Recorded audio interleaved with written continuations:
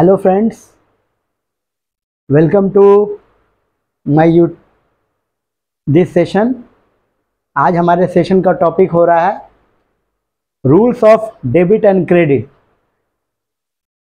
Means journal entry.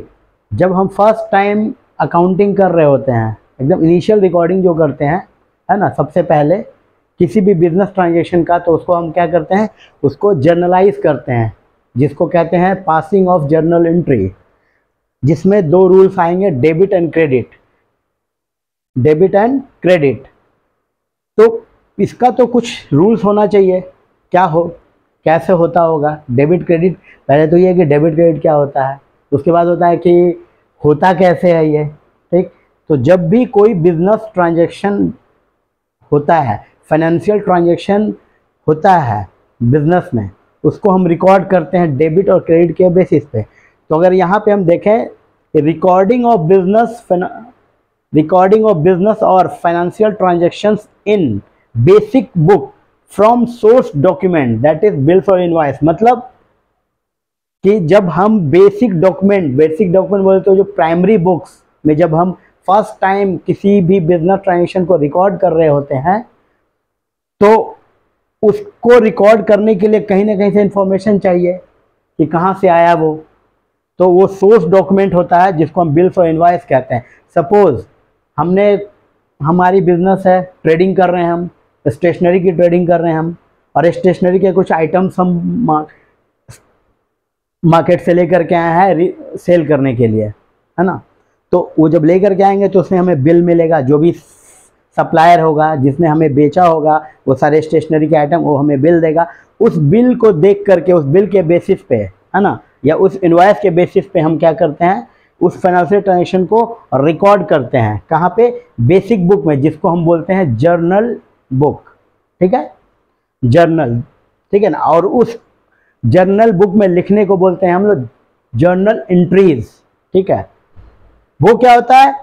In chronological order. मतलब क्या होता है इन क्रोनोलॉजिकल ऑर्डर? का मतलब क्या हो रहा है कि day to day regular basis पे हम उसको लिखेंगे। जब भी कोई इवेंट होगा, मोस्टली बिजनेस करते हैं तो कुछ ना कुछ तो होता ही है, फाइनेंशियल ट्रांजैक्शन होता ही है ना, या सेल करें या परचेस करें या कोई एक्सपेंस करें या हमें इनकम हो रहा है, कुछ ना कुछ तो हो रहा है, तो उसको रेगुलर बेसिस पे लिखना।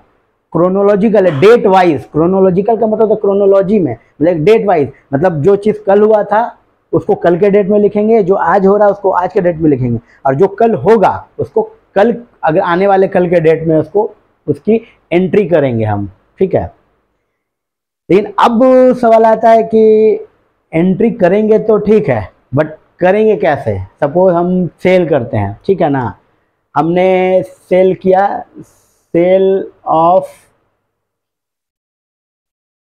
कॉपीज, क्योंकि हम स्टेशनरी की बिजनेस का एग्जांपल ले रहे हैं, तो सेल ऑफ कॉपीज, ये तो हम इंग्लिश टर्म में लिख रहे हैं ना, लेकिन हम अकाउंटिंग में जब लिखेंगे, जिसको कि हम जर्नल एंट्री बोल रहे हैं, तो कैसे लिखेंगे, ठीक। और उसका बेस क्या होगा? कुछ तो बेस होना चाहिए। तो हम अकाउंटिंग क्या करता है ना कि सारे ट्रांजेक्शन्स को, जितने भी बिजनेस ट्रांजेक्शन्स हैं, सबको 3 पार्ट में डिवाइड। बिजनेस ट्रांजेक्शन्स का मतलब है कोई ना कोई अकाउंट है वो, और उस सारे बिजनेस ट्रांजेक्शन को, सारे अकाउंट्स को 3 कैटेगरी में बांटते हैं अकॉर्डिंग टू गोल्डन रूल। सबसे पहला रूल पढ़ने जा रहे हैं हम एंट्रीज, जर्नल एंट्री पास करने के लिए गोल्डन रूल्स, ठीक है। एक रूल और पढ़ेंगे आगे जा करके हम, जब फर्दर किसी सेशन में हम जब डिस्कस करेंगे, है ना, तो वो मॉडर्न रूल है, उसको अमेरिकन रूल भी बोलते हैं, वो रूल भी पढ़ेंगे। बट अभी बेसिक तो हम पढ़ने जा रहे हैं गोल्डन रूल, जो सबसे पुराना रूल है और सबसे कहते सुटेबल है, जिसके बेसिस पे हम ऑलमोस्ट ऑल सारे एंट्रीज कर सकते हैं, जो भी बिजनेस के हैपनिंग्स होते हैं, बिजनेस के ट्रांजेक्शन होते हैं। तो गोल्डन रूल बताता है हमें कि कोई भी बिजनेस ट्रांजेक्शन जब हो रहा है तो उसको कैसे रिकॉर्ड करेंगे, किस चीज़ को डेबिट करना है, किस चीज़ को क्रेडिट करना है, ठीक है। यहाँ देखेंगे हम डेबिट के लिए DR हम हमेशा यूज़ करते हैं, शॉर्ट फॉर्म है। क्रेडिट के लिए CR यूज़ करते हैं।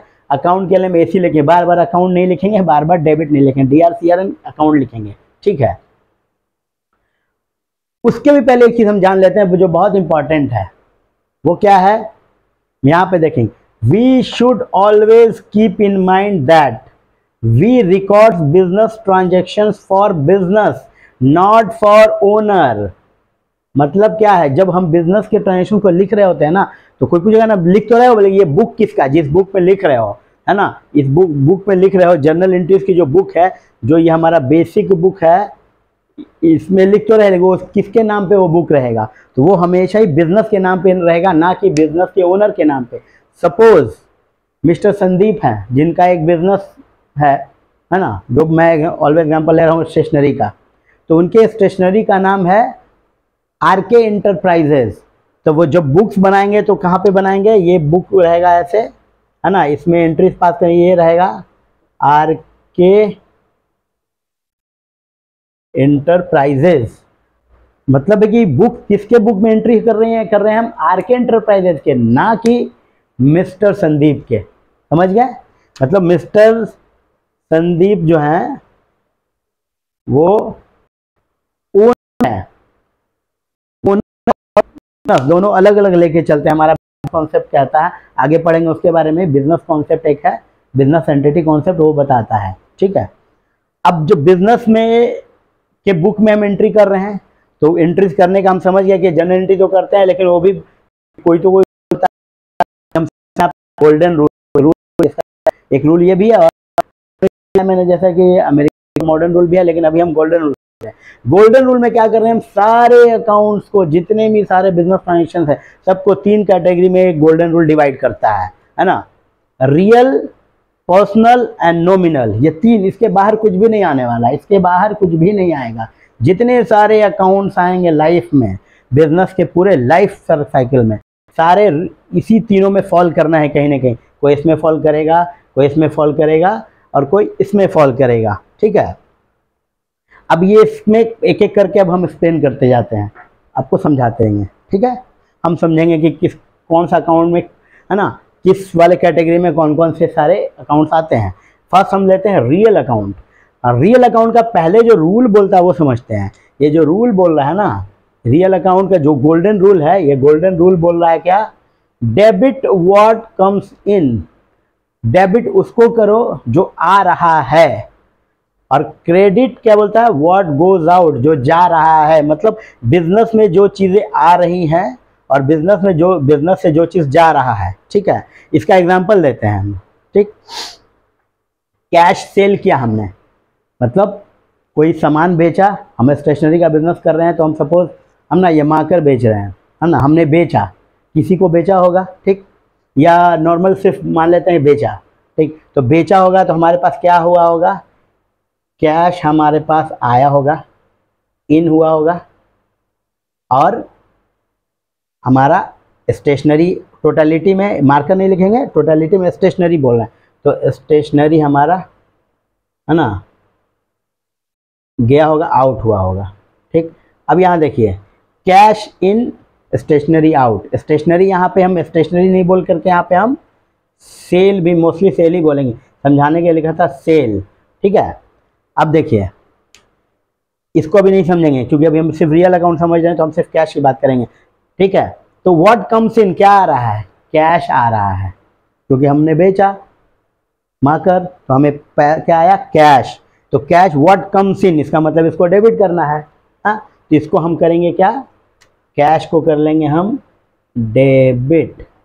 अब क्रेडिट कुछ करेंगे, ठीक, तो क्रेडिट सेल्स को कर रहे हैं। अभी हम आगे समझेंगे सेल कहाँ फॉल करता है, पर्सनल में, रियल में, नॉमिनल। पहले रियल समझे। अब रियल में कुछ एग्जांपल्स हैं कि रियल अकाउंट क्या, रियल अकाउंट मोस्टली ये समझ, जितने एसेट की चीजें होती हैं, जितने भी एसेट टाइप, जिसको सिंपल वर्ड में प्रॉपर्टी बोल सकते हैं हम लोग, वर्ड में उसका प्रॉपर्टी बोलेंगे समझने के लिए, है ना, अकाउंट लैंग्वेज में उसको एसेट बोलेंगे। ठीक, cash, bank, receivable and building. Cash क्या है, कैश तो समझ रहे, रेडी कैश, हार्ड कैश है। ठीक, बैंक क्या है, हमारा पैसा जो बैंक में है, हम बैंक बैलेंस है उसको। ठीक है, रिसीवेबल क्या है, हमने किसी को उधार में सामान दिया था, हाँ, अब हमको उससे लेना है, रिसीवेबल है वो। ठीक है, वो भी मेरा एसेट है, कल को मेरे मुझसे उसे पैसा मिलना है, वो मेरे लिए एसेट है वो। ठीक है, पेबल, इसका ठीक उल्टा, हमने उधार किसी से खरीदा है अपना बिजनेस के लिए अपने स्टॉक्स खरीदे हैं, मतलब ये सारे स्टेशनरी के आइटम, और उनको पैसा देना है, तो वो क्या है, लाइबिलिटी। तो यहाँ पे क्या हो गया कि एसेट एंड लाइबिलिटी ये दोनों रियल अकाउंट में आने वाले हैं, एसेट भी और लाइबिलिटी भी, ठीक है ना। उसके बाद क्या है कि एक एग्जांपल ले लिया बिल्डिंग, ऐसे बहुत सारे, this is only exhaustive list, बहुत लंबा लिस्ट, बहुत सारा हो सकता है, ठीक है ना। हमने सिर्फ एक इलस्ट्रेशन के लिए यहाँ पे लिख रखा कि इलस्ट्रेटिव ये इतनी सारी चीज़ें हैं ना। बिल्डिंग क्या है, बिल्डिंग एसेट है, ठीक, ये हम समझ रहे हैं, हमें सब समझ में आया। रियल अकाउंट क्या होता है, इसके रूल समझ गया, what comes in what goes out. Personal account में आते हैं, सेकंड पर्सनल, इसमें क्या होता है, डेबिट क्या होगा, द रिसीवर, क्रेडिट क्या होगा, द गिवर और प्रोवाइडर, रिसीवर, ठीक है, जो रिसीव कर रहा है बिजनेस में कुछ चीज़, ठीक है, उसको हम लोग डेबिट करेंगे, है ना। जो दे रहा है उसको हम क्या करेंगे, क्रेडिट। अब यहाँ एग्जांपल समझे, जैसे ऋषभ है ना, ऋषभ से हमने उधार में सामान परचेज किया, तो हम क्या कर रहे हैं, परचेज किया किससे, ऋषभ से। ऋषभ कौन है, पर्सनल अकाउंट है, क्यों, क्योंकि नाम से दिख रहा है। पर्सनल अकाउंट क्यों बोलते हैं, क्योंकि जहां पे डायरेक्ट और इनडायरेक्ट नाम आए, या तो रियल नेम आए या आर्टिफिशियल, यहाँ दिख रहा है आर्टिफिशियल पर्सन भी पर्सनल अकाउंट में आता है। जैसे यहाँ पे एग्जांपल देख सकते हैं हम लोग, ये जो आ रहा है ना ABC लिमिटेड, ये क्या है, एक आर्टिफिशियल पर्सन, रियल पर्सन तो है नहीं, लेकिन हम जैसा जानते हैं कि हम बिजनेस में जब हम उसके ट्रांजेक्शन को रिकॉर्ड करते हैं, तो वो किसके हिसाब से करते हैं, ओनर के हिसाब से नहीं करते हैं, बिजनेस के हिसाब से करते हैं। तो ABC लिमिटेड का एक बिजनेस है, ठीक है। तो हमने यहाँ पे क्या किया, परचेज किया इसे ऋषभ से। तो ऋषभ कौन है, ऋषभ गिवर है, यहाँ पे ऋषभ क्या है, ऋषभ इज प्रोवाइडर और गिवर, तो उसको हम क्रेडिट करते हैं, ठीक है। और इसके ठीक उल्टा समझ ले कि ऋषभ से हमने उधार में खरीदा, अब हम उसको पैसा कुछ दिन बाद वापस कर रहे हैं, नहीं कर रहे हैं मतलब दे रहे हैं उसको, उधार खरीदा, है ना। तो अब हम क्या कर रहे हैं, ऋषभ क्या कर रहे हैं, यहाँ पे दो अकाउंट इन्वॉल्व हो रहे हैं, ऋषभ एंड कैश, मतलब कैश है। अब यहाँ पे कोरिलेट कर लें, यहाँ से यहाँ तक, तो क्या हो रहा है, कैश जा रहा है हमारे बिजनेस से, हमारा जो स्टेशनरी का बिजनेस से कैश जा रहा है, तो यहाँ पे क्या बोलता है, what goes out, cash real account है, तो हमने क्या किया। और यहाँ पे क्या है, ऋषभ क्या है, रिसीवर है, यहाँ पे ऋषभ, यहाँ अब इस केस में ऋषभ क्या है, रिसीवर है, इस केस में क्या है, ऋषभ रिसीवर है, तो रिसीवर क्या होगा, डेबिट, है ना, द रिसीवर। तो यहाँ पे Rishabh account debit to cash, मतलब क्रेडिट किया, टू का मतलब यहाँ पे क्या होता है, ये क्रेडिट को इंडिकेट करता है हमेशा, टू याद रखेंगे, क्रेडिट को हमेशा इंडिकेट करता है, TO2 करके लिखते हैं, ठीक है। तो समझ गए, इसके कुछ एग्जांपल है, जैसे नेम आ जाएगा, है ना, कोई गिवर है, कोई रिसीवर है ना, यहाँ पे Rishabh account, Sunaina account, ABC artificial person हो गया, ये भी रिसीवर गिवर हो सकता है। कस्टमर है ना, जिसको हम सामान बेचते हैं, तो वो क्या होता है, वहाँ पे वो रिसीवर हो जाता है। ड्राइंग अकाउंट है, हम अपने बिजनेस से, बहुत बार क्या होता है ना कि हम अपने बिजनेस से के कैपिटल जो लगाया हुआ है, पूंजी लगाया हुआ है, उससे भी हम कभी कोई पैसा निकाल लेते हैं, ठीक है ना, तो वो भी कहाँ जाता है, पर्सनल अकाउंट में आता है, ठीक। Third one is nominal account, बहुत इंपॉर्टेंट है ये नॉमिनल अकाउंट जो है, ये कहते हैं ना कोर है फाइनेंशियल स्टेटमेंट बनाने, जब हम फाइनेंशियल स्टेटमेंट बनाएंगे उसके लिए ये कोर है नॉमिनल अकाउंट ही पे ही मोस्टली अकाउंट बनेगा आगे, ठीक है। ये सारे सबऑर्डिनेट्स होंगे, ये रिलेटेड होंगे, बट मोस्टली जो हम फाइनेंशियल स्टेटमेंट बनाते हैं उनमें इन्हीं सारे अकाउंट्स का यूज होता है।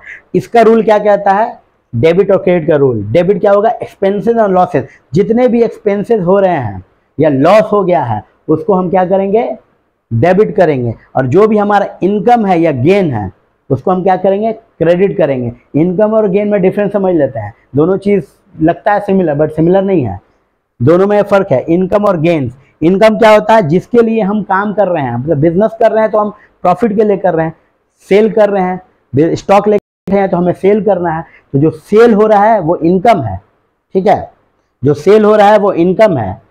और गेन क्या होता है, हमें ओवर एंड एबव कुछ मिल जाता है, ठीक है, ओवर एंड एबव कुछ मिल जाता है, तो उसको हम गेन कहते हैं। जैसे हमारा काम क्या था, हम तो स्टेशनरी बेच रहे हैं, लेकिन हमारा एक फर्नीचर था, है ना, जिसकी वैल्यू 500 थी और हम उसको 600 में बेच दिया, तो वो जो 100 एक्स्ट्रा आया ना, जो 100 जो एक्स्ट्रा आया, सपोज 600 में बेचा और था कितने का वो, 500 का, तो यहाँ पे जो 100 आया ना, ये हमारा क्या है, गेन है, ये प्रॉफिट नहीं, ये गेन होगा ये, ठीक है। अब इसमें समझ लेते हैं कि कौन कौन से अकाउंट मोस्टली आते हैं। बहुत सारे जितने खर्चे हैं सब इसी में आएंगे। खर्चा क्या होता है, जो हम बिजनेस कर रहे होते हैं, सैलरी देना होता है स्टाफ को। सैलरी किसको देते हैं, हमें स्टाफ को देते हैं, अपना एम्प्लॉयज़ को देते हैं। अगर रेंटेड प्रेमाइसेस है, रेंट पे अगर शॉप ले रखा है, ऑफिस ले रखा है, तो वो रेंट, इलेक्ट्रिसिटी पे कर। डेप्रेसिएशन आगे हम एक स्पेशल टॉपिक का होगा जिसमें हम पूरा डेप्रेसिएशन लेंगे। सिर्फ समझ लेते हैं, डेप्रेसिएशन मतलब होता है जब एसेट हम अपने बिजनेस के लिए यूज़ कर रहे होते हैं और उसके यूज़ करने में उसकी वैल्यू की कमी आती है, तो वो जितनी वैल्यू की कमी एक पीरियड में आती है, उस कमी को ही हम एक्सपेंस मान लेते हैं और उस एक्सपेंस को बोलते हैं डेप्रेसिएशन। ये हमेशा क्या होगा, फिक्स एसेट से रिलेटेड होगा, ये फिक्स एसेट्स से रिलेटेड होगा ये। उसके बाद था सेल अकाउंट। सेल क्या हो गया, सेल हमारा कहाँ चला गया, यहाँ से अगर हम लेके जाएँ तो ये हमारा सेल जो है ये आ गया इनकम, ये इनकम में आ गया। परचेज कहाँ से आ गया हमारा, परचेज जो किए तो ये हमारा आ गया, परचेज को लेके गया यहाँ से आ गया, तो ये एक्सपेंस में आ गया ये, ठीक है। परचेज जब सामान खरीदेंगे हम, ठीक। अब बैड डेट्स क्या होता है, बैड डेट्स एक तरह का लॉस है। ये क्या है, ये लॉस है, ये लॉस है। ये जब हम कभी होता है क्या ना, उधार में है ना, क्रेडिट पे हम सामान किसी को हमने अपना बिजनेस में, है ना, उसको सेल कर दिया क्रेडिट पे, और बाद में कुछ पीरियड बाद उसने पैसा दिया ही नहीं, जो बायर था, जो परचेजर था, उसने पैसा दिया ही नहीं बिजनेस, हमारे बिजनेस को, हमें नहीं दिया या हमारे बिजनेस को नहीं दिया, ठीक। तो एक टाइम के बाद हमें लगने लग गया कि वो अब नहीं देने वाला है ना। इसके लिए समझ सकते हैं कि एक बंदा था, है ना, रोहन, उसने मुझसे स्टेशनरी खरीदा था और एक साल 2 साल के बाद क्या, वो लेफ्ट आउट हो गया, सिटी छोड़ के चला गया, पता ही नहीं कहाँ है वो। तो ऐसे इनकम को लग गया हमें क्या वो नहीं आने वाला है मेरे पास, तो उसको बोलते हैं बैड डेट्स। बहुत इंपॉर्टेंट चीज़ है ये, अकाउंट्स में बहुत काम आएगा आगे। बैड डेट्स होते हैं, लगता है कि लॉस के लिए नहीं करते, होता है, ठीक है। तो ये समझ में आ गया कि 3 कैटेगरी ऑफ अकाउंट्स है, रियल, पर्सनल एंड नॉमिनल।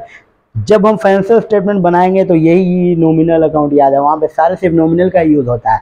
और ये जो बनाते हैं ना, याद रखिएगा, ये दोनों जो है हमारा, ये दोनों जो है, ये बैलेंस शीट बनता है इन्हीं दोनों का यूज़ करके, रियल एंड पर्सनल अकाउंट का। और इसका क्या होता है, ट्रेड पीएल अकाउंट बनता है हमारा नॉमिनल अकाउंट को यूज़ करके। समझ में आ गया। इसमें और कुछ समझने के लिए चीज़ हो, है ना, लेकिन फिर भी एक हम समराइज देख लेते हैं, समरी एक बार कर लेते हैं, एक बार रिवाइज कर लेते हैं चीज़ों को। 3 रूल है हमारा, जब भी हम जर्नल एंट्री पास करेंगे तो उसके लिए एक रूल है जिसको गोल्डन रूल बोलते हैं। उसमें 3 तरह के 3 कैटेगरीज में सारे अकाउंट्स का वो रूल डिवाइड कर देता है। उसके लिए सर्टेन डेबिट और क्रेडिट के लिए 2 रूल होते हैं, ठीक है ना। रियल के लिए what comes in, real account में डेबिट के लिए व्हाट कम्स इन, क्रेडिट के लिए व्हाट गोज आउट। पर्सनल में द रिसीवर जो होगा वो डेबिट करेंगे, गिवर होगा वो और प्रोवाइडर होगा उसको क्रेडिट करेंगे। नॉमिनल अकाउंट में एक्सपेंस और लॉसेस होगा तो डेबिट करेंगे, इनकम और गेन होगा तो क्रेडिट करेंगे। ये सारा स्ट्रक्चर, ये अगर समझ में आ गया, ये चीज़ें समझ में आ गई, ये आएगा अभी एक बार में नहीं आएगा, हम जब प्रैक्टिस करेंगे, जब कुछ एग्जाम्पल्स करेंगे इसके लिए, जर्नल एंट्री पास करेंगे, है ना, उसका भी एक फॉर्मेट है। नेक्स्ट सेशन में वो हम लोग देखेंगे जर्नल एंट्री कैसे पास करते हैं, सारे रूल के हिसाब से करेंगे। और 5-10 अगर, है ना, 5 to 10 अगर एग्जाम्पल्स कर लेते हैं तो बहुत हमारी चीज़ें ये अंडरस्टैंडिंग हमारे अंडरस्टैंडिंग हो जाएगी, हमें चीज़ें क्लियर हो जाएंगी कि रियल, पर्सनल, नॉमिनल क्या है और गोल्डन रूल कैसे वर्क कर रहा है। जब एक्चुअली प्रैक्टिकली जब हम जर्नल एंट्री पास करेंगे, जब उसके लिए जब उस सेशन में देखेंगे, हमारे चीज़ें बिल्कुल क्लियर हो जाएंगी। और अभी मुझे लग रहा है कि कुछ तो हम बेसिक समझ ही चुके होंगे जर्नल एंट्री पास करने के लिए, मुझे लग रहा है ऐसा, ठीक है, कर सकते हैं। चलिए ठीक है, फिर नेक्स्ट सेशन में मिलते हैं, तब तक के लिए बाय।